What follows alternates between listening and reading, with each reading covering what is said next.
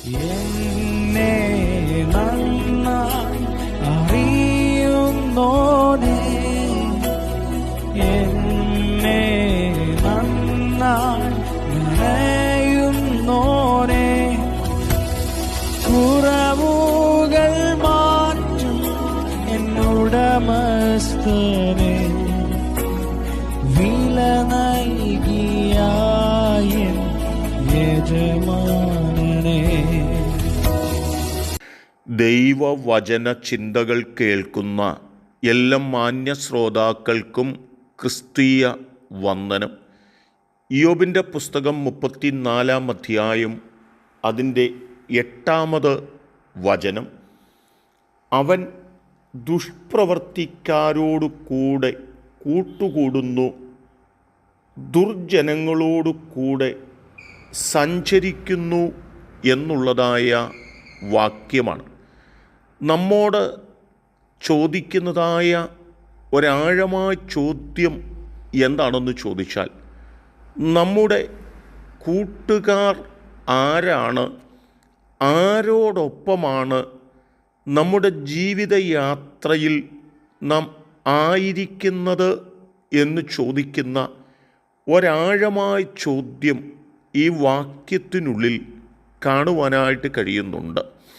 നാം സങ്കീർത്തനങ്ങളുടെ പുസ്തകം 1-ാം അധ്യായത്തിലേക്ക് കടന്നു വരുമ്പോൾ അവിടെ പറയുന്നതായ വാക്കുകൾ, ദുഷ്ടന്മാരുടെ ആലോചന പ്രകാരം നടക്കാതെയും പാപികളുടെ വഴിയിൽ നിൽക്കാതെയും പരിഹാസികളുടെ ഇരിപ്പിടത്തിൽ ഇരിക്കാതെയും യഹോവയുടെ ന്യായപ്രമാണത്തെ രാവും പകലും ധ്യാനിക്കുന്ന മനുഷ്യനാണ് ഭാഗ്യവാൻ എന്നുള്ളതായ വാക്കുകളാണ്.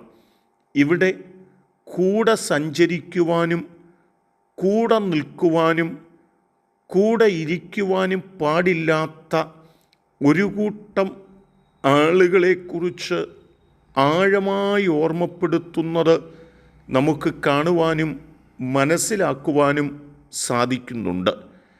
തിന്മ പ്രവർത്തിക്കുന്ന, ദുഷ്ടത പ്രവർത്തിക്കുന്ന, ദൈവത്തെ ദൈവമെന്നോർക്കാത്ത ആളുകളാണ് നമ്മുടെ കൂട്ടുകാരെങ്കിൽ, അങ്ങനെയുള്ളവരോടൊപ്പമാണ് നമ്മുടെ യാത്രയെങ്കിൽ, നമ്മുടെയും ജീവിതത്തിൽ ആ നിലവാരത്തിലുള്ള ജീവിത പശ്ചാത്തലത്തിലൂടെ ആകും കടന്നു പോകുക എന്ന് തിരിച്ചറിയുവാൻ നമ്മെ ഓർമ്മപ്പെടുത്തുകയാണ് ചെയ്തിട്ടുള്ളത്.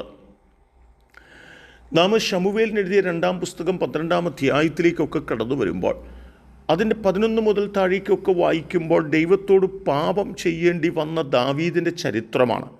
പാപം ചെയ്ത് ദൈവസ്നേഹത്തിൻ്റെ ആഴങ്ങളിൽ നിന്ന്, ദൈവസാന്നിധ്യത്തിൽ നിന്ന് അകന്നു മാറിയിരിക്കുന്ന ഒരു ദാവീദിൻ്റെ അരികിലേക്ക് ഒരു നാഥാൻ പ്രവാചകൻ കടന്നു വരുന്നതായ ചരിത്രമുണ്ട്.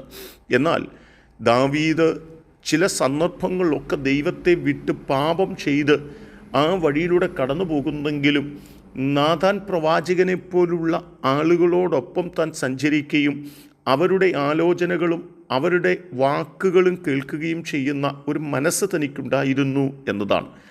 അങ്ങനെയുള്ള ഒരു സാഹചര്യത്തിൽ പ്രവാചകൻ ദാവീദിനോട് പറഞ്ഞത്, നീ ദൈവത്തോട് പാപം ചെയ്തിരിക്കുന്നു എന്ന് കൃത്യമായ തലത്തിൽ ബോധ്യപ്പെടുത്തുകയാണ്.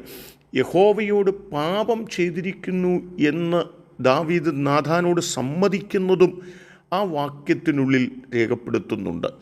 നാഥാൻ പ്രവാചകനുമായുള്ള ദാവീദിൻ്റെ സ്നേഹമാണ്, അടുപ്പമാണ്, ഒരുമിച്ചുള്ളതായ കേൾവികളും വാക്കുകളുമാണ് ദാവീദിൻ്റെ ജീവിതത്തിൽ ഒരു മടങ്ങിവരവിന് കാരണമായി തീർന്നത് എന്നുകൂടി നാം തിരിച്ചറിയേണ്ടതായിട്ടുണ്ട്.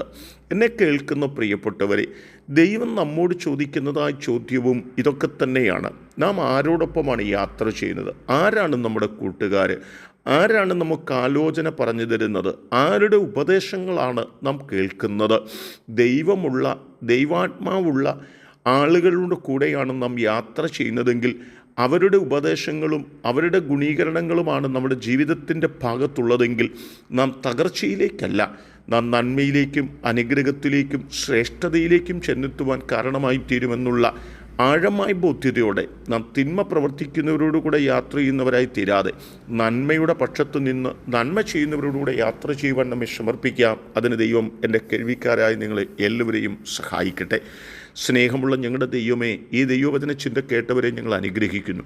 നിശ്ചയമായിട്ടും തിന്മയ്ക്ക് കൂട്ടു നിൽക്കുന്നവരും തിന്മയുടെ പക്ഷത്തേക്ക് യാത്ര ചെയ്യുന്നവരുമായിട്ടല്ല, നന്മയ്ക്ക് കൂട്ടു ചെയ്യുന്നവരും നിൽക്കുന്നവരും നന്മയോടൊപ്പം പോകുന്നവരുമായി തീരുവാൻ സഹായിക്കണം. യേശു കർത്താവിൻ നാമത്തിൽ തന്നെ ആമേൻ.